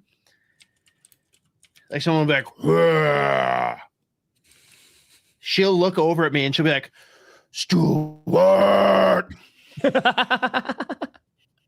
That's awesome. Like the Stuart thing is cemented for us. It's so good. That one's great, but By the way, Terry's last couple episodes, he was doing a bunch of stuff with Shorzy. I think someone brought up you at the Bruins game. Take it back to my place. We'll play some tunes. Yeah, I don't know. For me, again, Kenny vs. Spenny is the greatest Canadian show of all time, in my opinion. I think Trailer Park Boys is good, but it's just not the same. Red Green was always. I thought it was Dragon's Den. Oh, actually, I've scratched all that. Dragon's Den is the best Canadian show out there. So I could name like 5 more Canadian things, and every time Isha will like raise the excitement, like, oh no, that. No. Dragon's Den is the fucking shit. That's awesome. But it's just not as good as Shark Tank. No, it is way better than Shark Tank, dude. Do you have a Mark Cuban? Way better than Shark Tank. Way better than Shark Tank. Yeah, that's right. Kevin O'Leary left you. He wasn't even the best. That's the thing. They didn't want him back. They're like, go to America. We don't need you. Go crash some fucking yachts in LA Pier. We don't. Yeah, you sound like the freaking Edmonton Oilers brass when Gretzky left. Like, yeah, we didn't want that bum here. We wanted him to go to the States. Screw him. Yeah, he's washed up. Like, so what if he's the second best NHL player ever? He's still freaking Kevin awesome. O'Leary was not the second best Dragon, okay?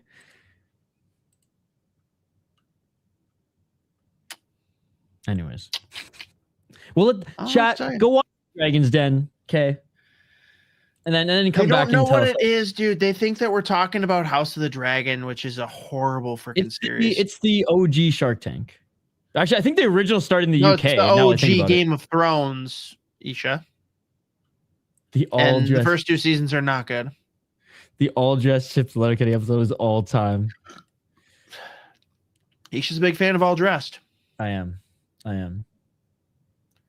Go hard pass. I don't know.